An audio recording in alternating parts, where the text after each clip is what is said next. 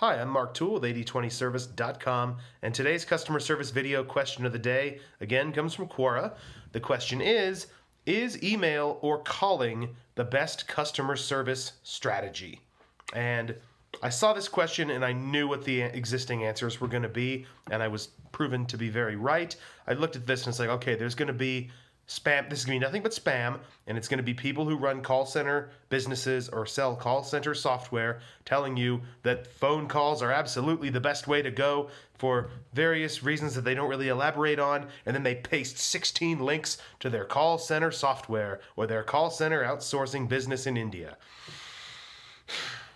There may be some benefits. There may be some reasons why you would offer customer support via telephone. I'm not going to say it should never happen, there's never a reason for it, that it's always a bad idea. It is sometimes necessary, but you need to listen. You need to look at who you're taking advice from. If you're taking advice from someone who sells call centers, and he says, yes, you absolutely need a call center, why would he say that? Oh, look, a convenient link to buy his call center services. Don't fall for it, people. I'm going to talk about this for real. I'm going to talk about this from my perspective, someone who's run customer service for multiple businesses, someone who helps businesses get this stuff right, someone who focuses on results for the business, not made up, fake, metrics-based customer service nerd results like efficiency and piss break timing and all that stuff. Real results for the business. Things like profit, things like minimizing hassle, things like increasing customer retention and customer satisfaction.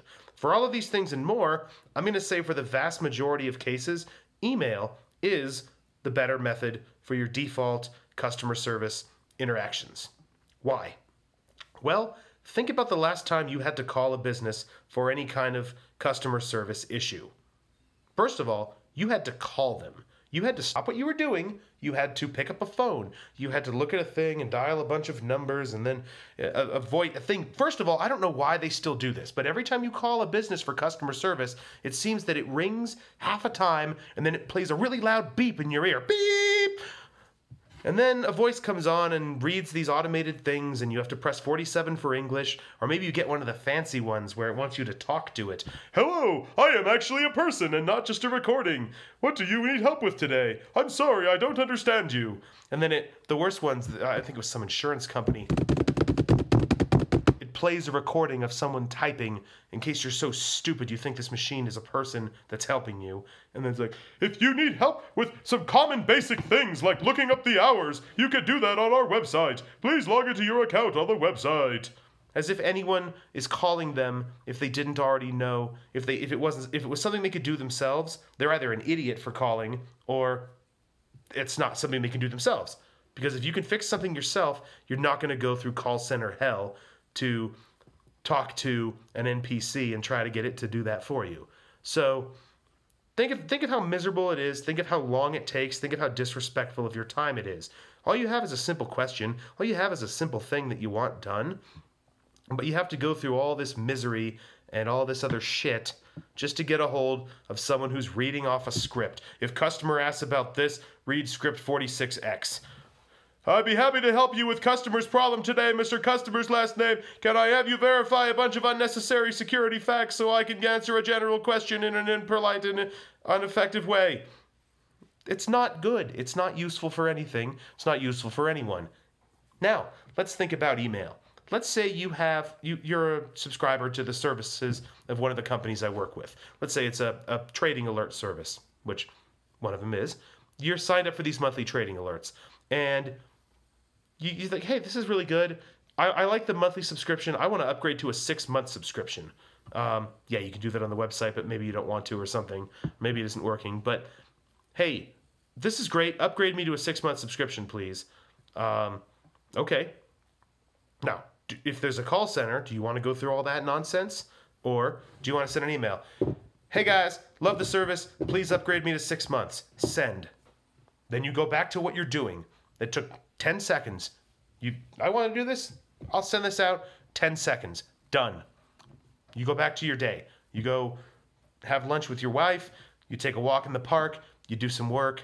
You have lunch, whatever. You don't have to think about it anymore. You come back to your computer a few hours later. You open your inbox. There's a message. Hey, Bob. Thanks for reaching out. We've upgraded you to the 6-month subscription. Hope you like it. Sincerely, the company. Good. Done. Easy. Simple. Why would you want to go through all the call center bullshit if you could just do something simple like that? I'll tell you why a lot of people do, and this is not an argument in favor of a call center. It's an argument in favor of fixing the reasons that make people insist on a call center. Customers, I mean, insist on calling. Why do customers insist on calling? Because they don't trust you. Because they don't think you're going to do your damn job. If they send that email, experience has taught them from dealing with these conventional businesses that they send that email, they'll never hear back. Or if they do, they'll hear back in a week with a poorly written template email that says, "Hello, we cannot help you via email. Please call us." I've had that happen. I think it was I don't know if it was a bank or something, but somebody I emailed them, or I think, no, I'm going to call them out. It was Fidelity. I emailed them about something about an account. It took me like a week to reply, and they replied with an automated email that says, "Hi, we can't discuss accounts via email. Please call us." Why do you put a contact us via email on your damn website if you can't contact people via email? It's stupid, and these kind of frustrating things is one reason, at least, why customers insist that I want a phone call. Because with a phone call, the benefit for the customer is, yes, it wastes their time. Yes, it makes them go through a bunch of ridiculous hoops. Yes, it makes them talk to a stupid NPC who's reading off a script.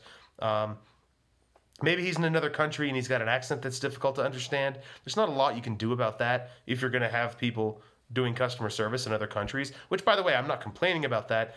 You absolutely should have people in other countries doing at least some of your customer service work. I recommend the Philippines, especially for email, especially for live chat, which we'll talk about in a minute. But great people, hard workers, native English, perfect, good, excellent, fine. Anyhow, but customers insist on calling because they don't trust you. They don't think you're going to do your damn job. They think you're going to push things aside. You're going to sweep things under the rug. They're used to the conventional customer service environment with low-paid call center NPCs sitting there hating their life with a headset plugged into their ear and somebody timing their piss breaks, reading off a script. Don't care about you. Don't care about the company. Don't care about the profits. Don't care about the product. Don't care about the business. They just want to do their time, get their little bit of money, and go have a cigarette or fast food or whatever it is they do. And those people are never going to provide good customer service, and that's what people expect when they think they're getting someone in customer service. Someone who hates their life that isn't going to do shit.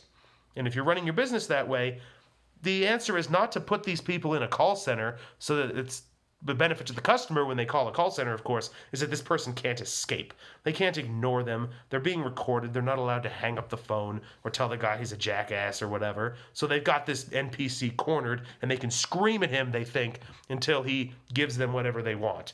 And if that doesn't work, they ask for the manager, and the manager's usually the same guy, basically. Just slightly higher permission. He gives in and gives them whatever he wants because he doesn't give a shit either. Instead of earning his $7 an hour, he's earning his $12 an hour, and he doesn't want to deal with you either. So yeah, sure, whatever. We've given you a year for free because I don't want to talk to you. Not good for the business anyways.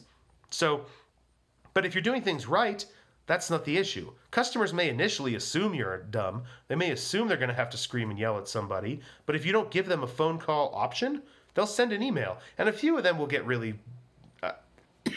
insistent about this, and they'll say things like, "I don't use email, please call me." And say, we don't have call support, what can I help you with? They'll ask, you'll fix it, they're done, they learned something today, maybe. So as long as you do things right, as long as you respond to people quickly, handle their issues with a human being, don't make them jump through a bunch of bullshitty hoops, don't make them chase you down. If they ask you for something, answer them, give them the thing, or tell them why you can't. Don't just leave them in limbo forever. If you're doing all the rest of these things right, there's really not a need for phone support in most cases.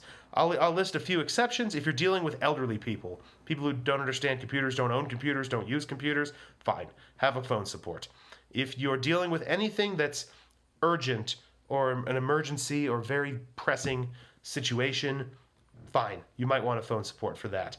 Live chat can fill the role to some degree, but depending what it is, maybe you might want phone support for that.